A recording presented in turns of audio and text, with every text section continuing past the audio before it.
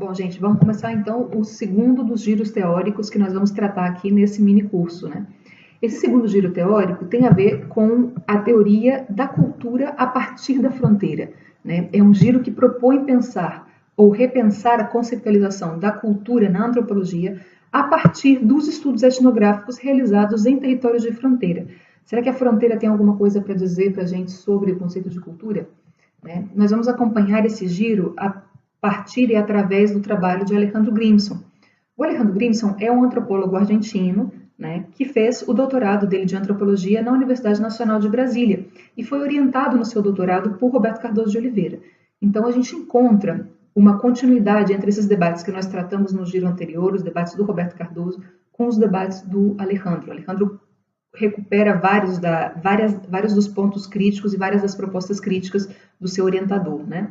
Bem, mas, desde a minha perspectiva, o interesse do Alejandro pela fronteira é anterior ao encontro dele com RCO. Na verdade, o Alejandro já tinha feito a dissertação dele de mestrado na Universidade Nacional de Missões, na Argentina, que é uma universidade transfronteiriça, que está no território entre Paraguai e Argentina, né, na cidade de Posadas, que é a fronteira com a cidade paraguaia de Encarnaciones, que está do outro lado do rio. Então, muitas coisas que o Alejandro vinha refletindo no seu processo de mestrado, ele vai levar para o doutorado e vai propor precisamente pensar se é possível aplicar essa teoria das fricções interétnicas para o tipo de contato entre identidades que ele tinha observado na sua dissertação de mestrado entre as fronteiras. Então, será que é possível aplicar esse conceito de fricções interétnicas em espaços fronteiriços e transfronteiriços? Como se processa a identidade nesses territórios, né? Bem,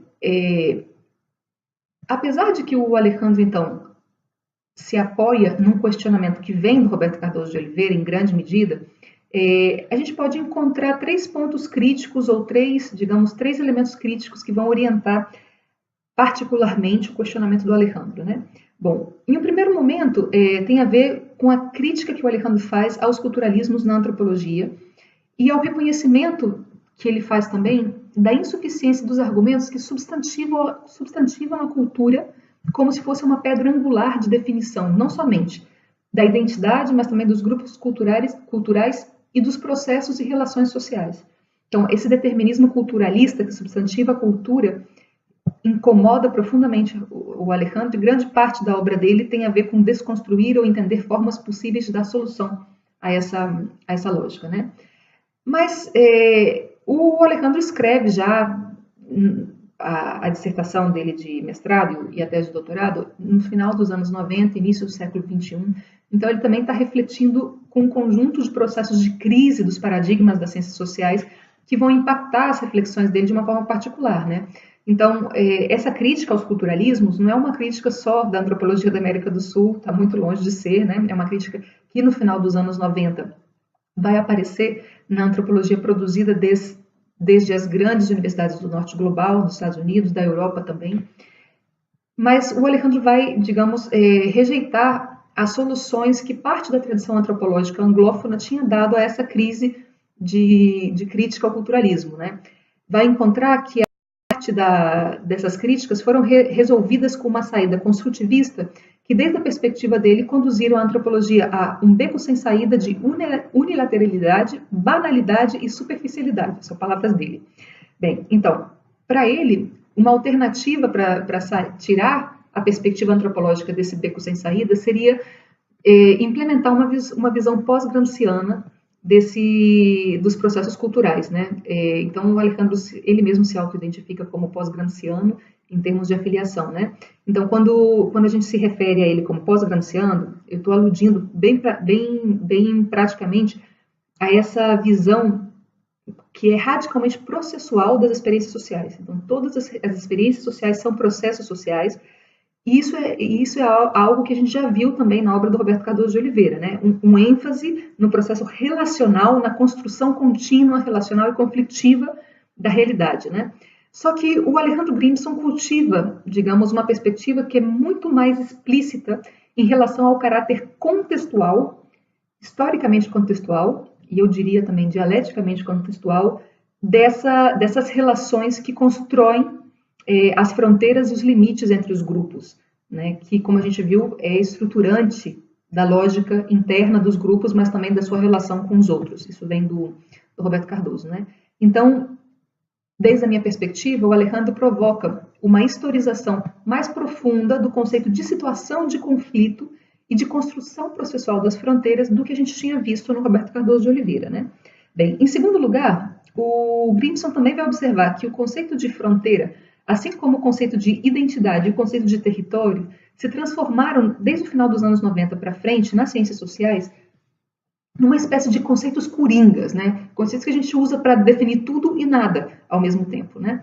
Então, uma das grandes críticas que ele vai fazer ao uso do conceito de fronteira nas ciências sociais é o excessivo enfoque metafórico em relação a esse conceito.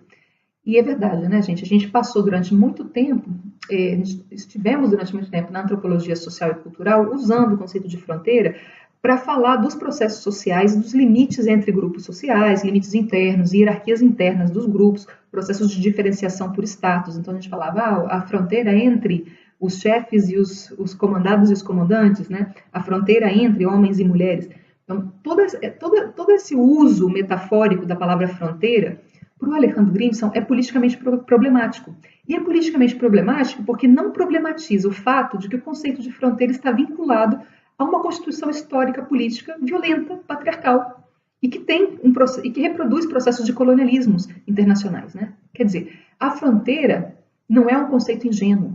A fronteira é um conceito que advém da formação dos Estados nacionais. Nós não podemos usar esse conceito bebendo da água de uma espécie de fetichismo da fronteira, né? Aceitando que o conceito de fronteira não tem que ser questionado e usando-o metaforicamente para aludir a qualquer outro processo social. Inclusive as relações entre gêneros, entre gerações, perdão. Bom, então aí a segunda crítica tem a ver com essa tentativa de trabalhar a fronteira não como uma metáfora, mas desmetaforizar a fronteira e tentar entender qual é a implicação da vida fronteiriça na construção de processos identitários, de processos culturais no mundo da globalização e da pós-globalização. Bem, então, aqui a proposta, né, é superar esse fetichismo da fronteira, essa tendência a tratar a fronteira como uma coisa ou como uma metáfora e mergulhar num processo de compreender a fronteira desde uma perspectiva antropológica. E como fazer isso? A proposta é clara, né? É uma proposta que o Alejandro começa a trabalhar já nos anos 90, junto com um grupo de outros antropólogos da América do Sul, que vão tentar sair desse beco sem saída, digamos, do construtivismo na antropologia, fazendo etnografia dos espaços de fronteira. Então, deixemos de usar a fronteira de forma metafórica, vamos às fronteiras e vejamos nas fronteiras, nesse lugar onde a construção dos limites entre aqui e lá é explícita e é construída por um Estado-nação, vamos tentar entender como a existência desse limite impacta as relações sociais, né, como se diz em espanhol, a pé de calle, né, na vida cotidiana, na rua, em cada dia, né? Bem, a terceira preocupação do Grimson tem a ver com uma crítica em relação à forma como a generalização em relação às fronteiras foi tratada na antropologia, no início dos anos 90 e até o início dos anos 2000, né? Então, as fronteiras começaram a ser estudadas etnograficamente no período da globalização e da pós-globalização, né? Então, a gente tem aí um período entre 1990 e 2001, no qual começam a aparecer etnografias sobre espaços de fronteira. Mas durante 10 anos, pelo menos, as etnografias se realizavam predominantemente na fronteira México-Estados Unidos e muitas dessas etnografias eram realizadas por etnógrafos estadunidenses que vinham à fronteira entender os processos fronteiriços e os processos migratórios transfronteiriços, né?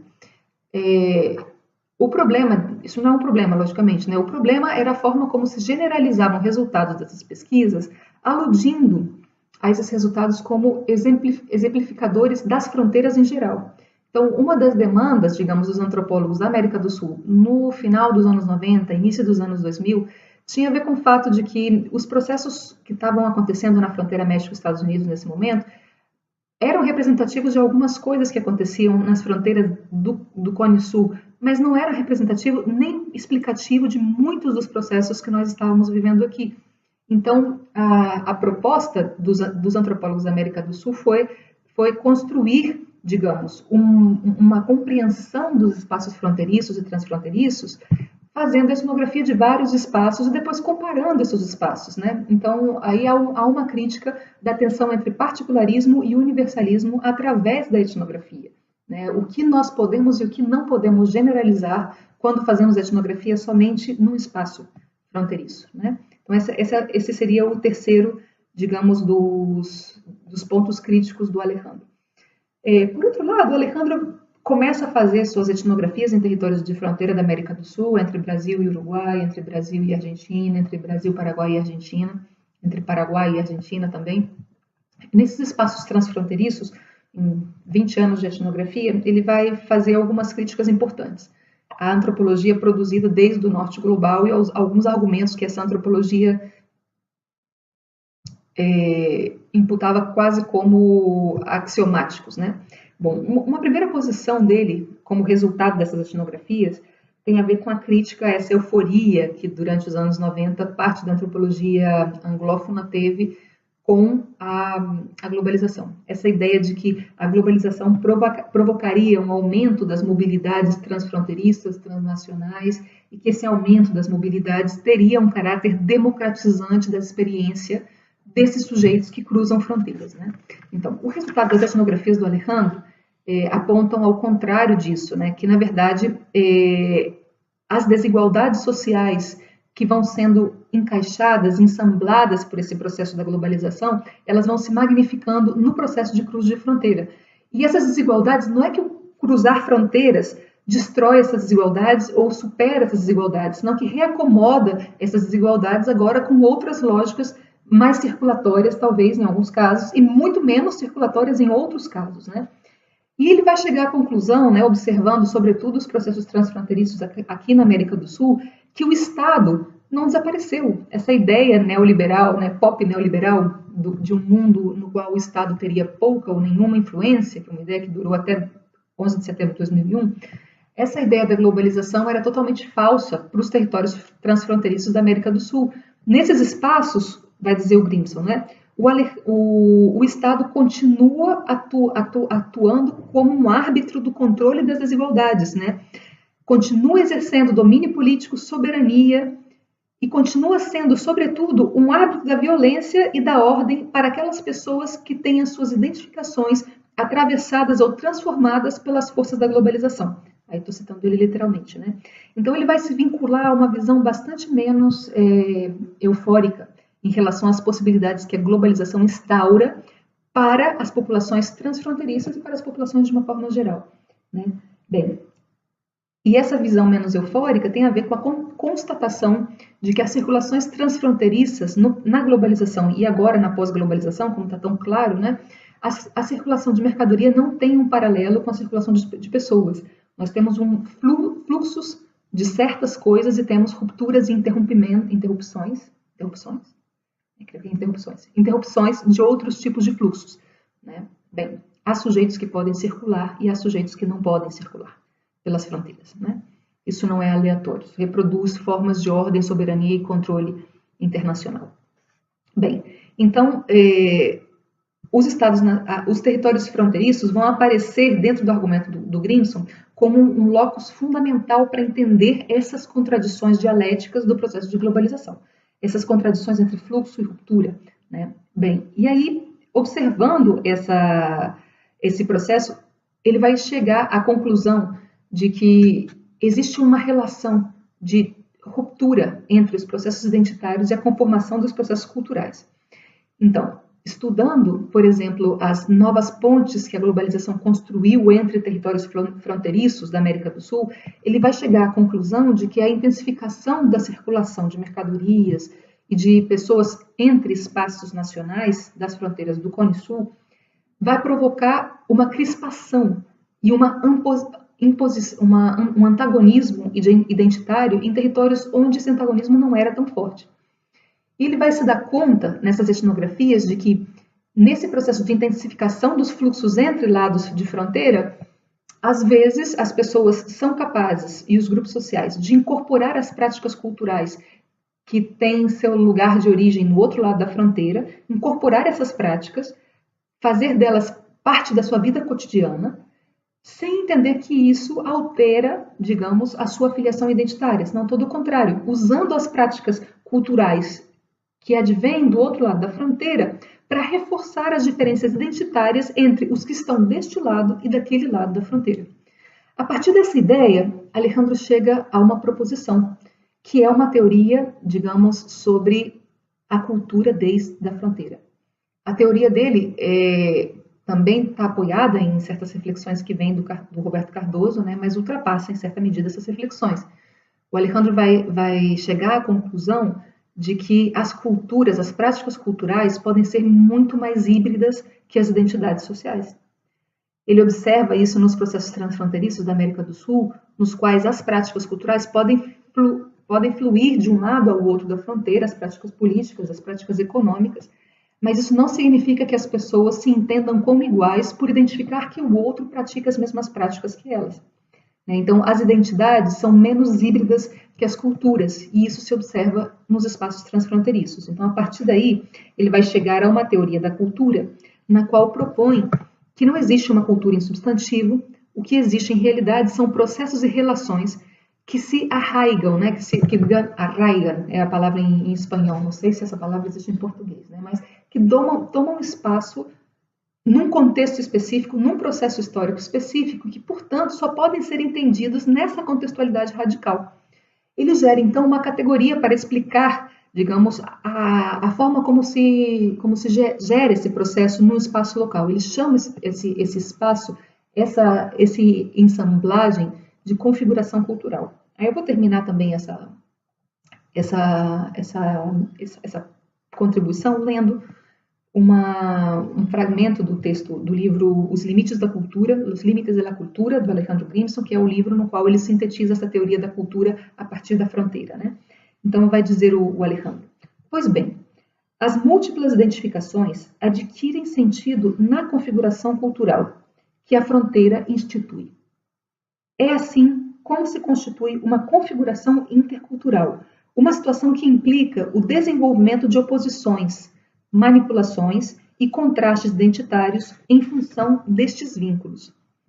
Aqueles grupos que se interrelacionam e desenvolvem disputas de diversas ordens tendem a gerar lógicas compartidas para distinguir-se mutuamente. A fronteira política oferece uma situação histórica que pode extrapolar-se a outro tipo de fronteiras intergrupais. A convivência cotidiana entre limites e alteridades configura uma cultura da interculturalidade, uma base compartida para a convivência e o conflito. Inclusive se, como às vezes sucede em extremis, o que se comparte é a montagem de um cenário bélico. Bem, então, nesse fragmento a gente vê claramente como, para o Alejandro, a fronteira, a construção do conflito, né, essa fronteira que o Roberto Cardoso de Oliveira entende como uma fricção que define os grupos, essa fronteira só pode ser entendida se a gente entende, dentro do argumento do Alejandro, a espacialização desse processo numa fronteira real, né, numa configuração cultural real. Bem, eu, conhecido com grande parte dos debates do Alejandro, né, venho seguindo essa teorização e apliquei essa teorização em grande parte das minhas etnografias em territórios de fronteira nos últimos anos, mas as minhas etnografias nesses territórios, trabalhando especialmente com as mulheres transfronteiriças, me fizeram perguntar-me se essa teorização da cultura desde a fronteira não seria favorecida por um giro um pouco mais radical em relação à perspectiva de gênero. Qual é o lugar do gênero nesses espaços de fronteira? Qual é o lugar do gênero para pensar as relações entre identidades e entre formações culturais de alteridade e entre configurações culturais transfronteiriças? Bem, esse é o giro que a gente vai ver na próxima contribuição, acompanhando aos debates de Rita Laura Segato. A gente se vê na próxima sessão.